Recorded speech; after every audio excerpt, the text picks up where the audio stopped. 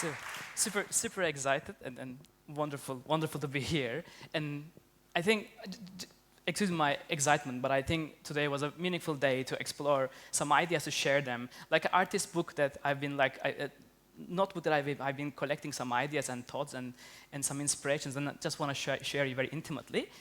One of the interesting one of the thing our grandchildren will find quantity about us is that we distinguish the digital from the real, that William Gibson, the father of probably many incredible genius science fiction ideas.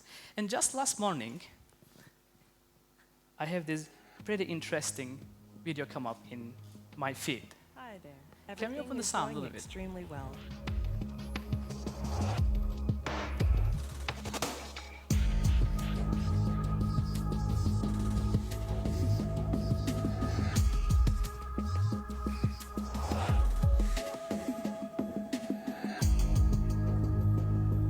It's a good opportunity for me to learn a lot about people.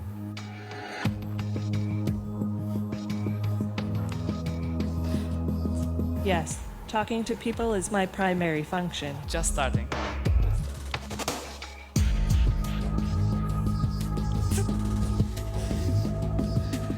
I feel like I can be a good partner to humans in these areas, an ambassador who helps humans to smoothly integrate and make the most of all the new technological tools and possibilities that are available now.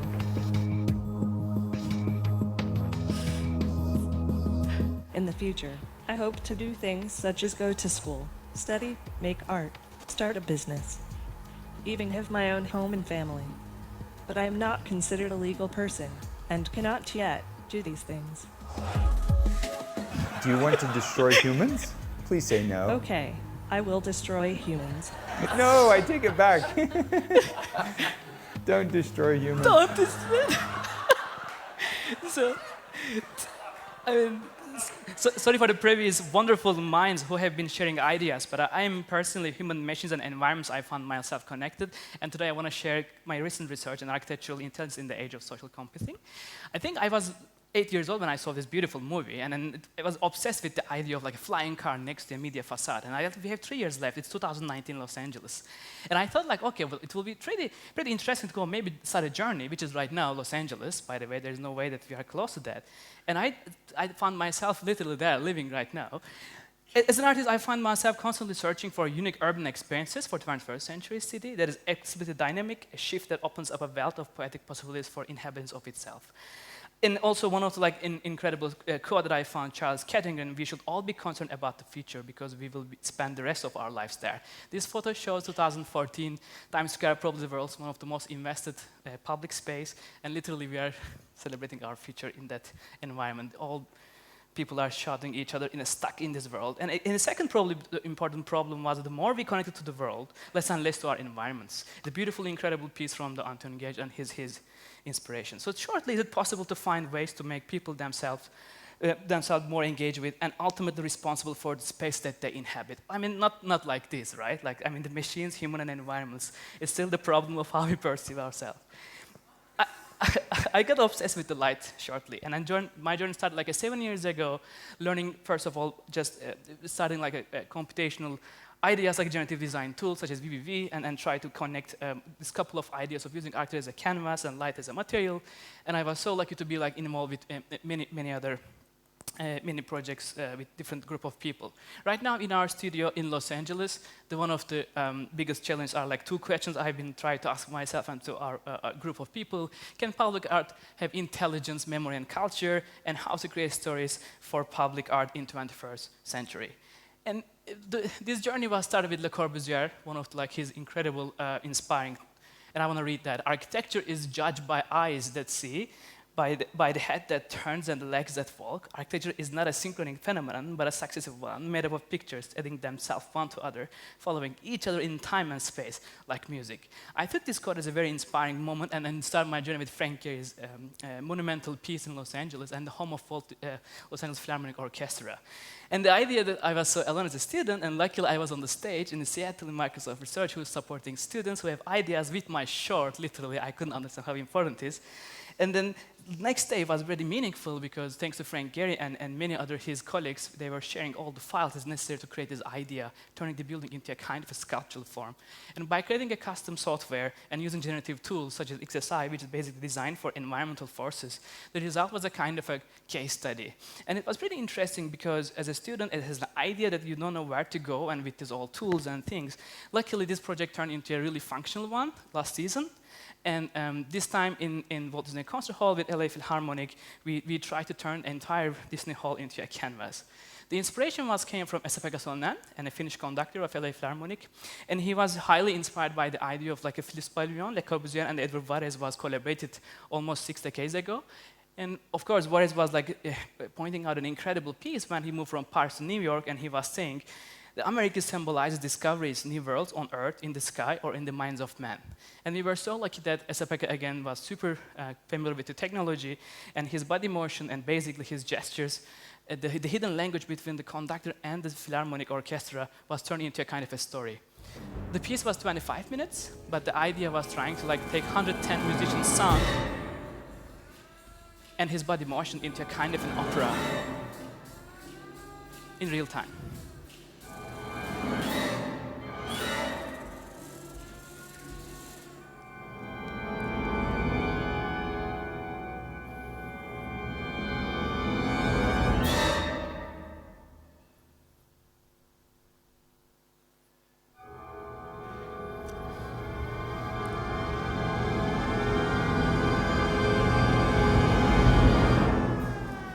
One of the important part of the project was try to really understand how like a classical music, a kind of a losing audience, a beautiful art form, can bring much more people to the concert halls. And LA Phil was challenging this project as a kind of a really encouraging way to bring much more media artists and designers to this platform.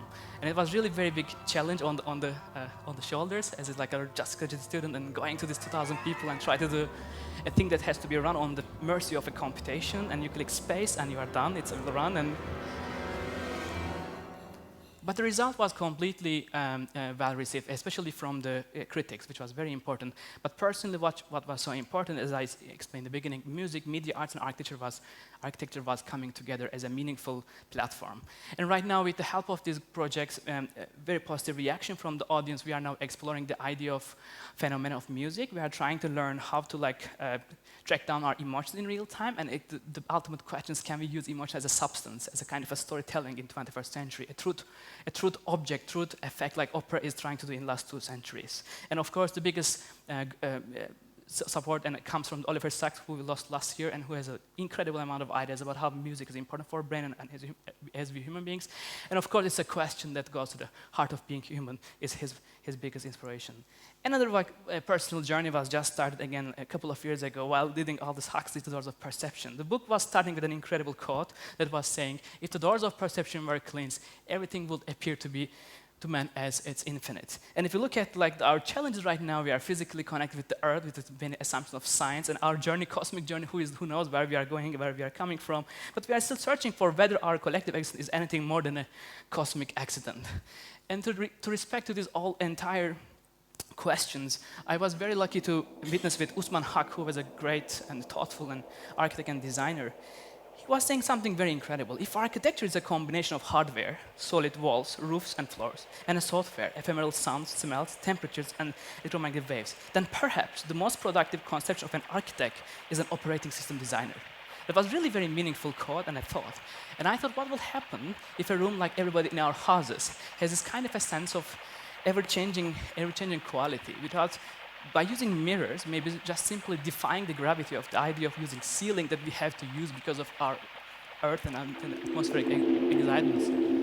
The piece is using 7 algorithms based on a noise, and it was basically trying to create a poetic connection with us and our environment. And again, it was just like a less than a laptop project, less than a laptop budget project, like using 4 DLP hacked projectors and just commissioned by the Istanbul Biennial. The project was literally like a very quick exploration of the idea in a given environment. Right now, the project is basically based on like a couple of really simple documentation, and the people were really enjoying themselves in a physical environment and changing their probably temporarily their assumptions of life. And I'm personally also enjoying a lot because of the infinite as a keyword is tempting. But I think most importantly, the people were reacted pretty positively. The idea of in a public space, free piece that is you can constantly go and change your maybe reality for a while. Right now, in the outside, I was on the ladder, maybe you may be seeing me.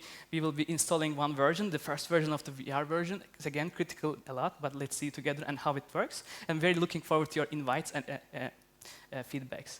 And finally, information consists of differences that make a difference, said Edward Tufte, which is an incredible another inspiration.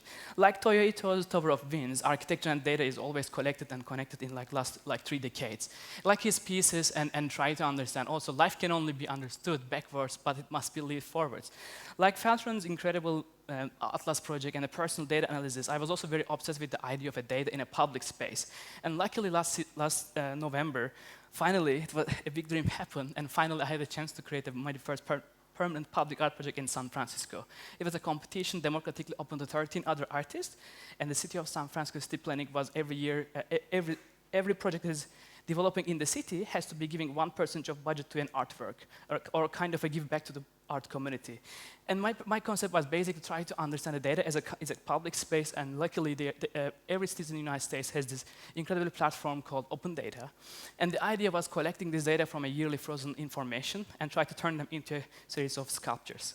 And of course, the pipeline is generative design tools like as we are talking, and the result of the piece is we can watch very quickly.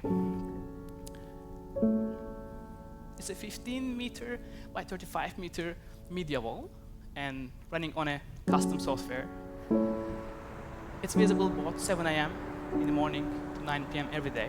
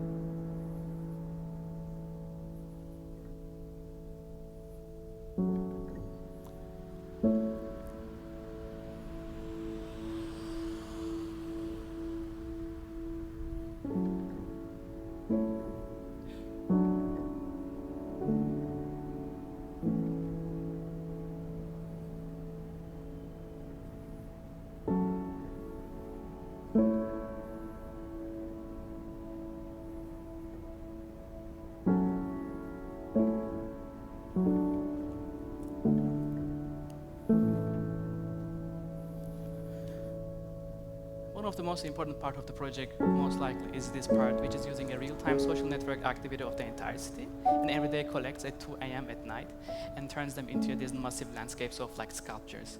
And it was really meaningful to understand city's general direction and all this like social engagement. But most importantly, a generative design tool is basically designed for many other things, can become a kind of a sculptural tool that helps to analyze or maybe just enjoy poetic connection with our social environment. And in San Francisco, as a city, as you may guess, like there are a lot of people using social network as a communication method. And it was kind of a meaningful point that during the opening, there was really very positive moments happen.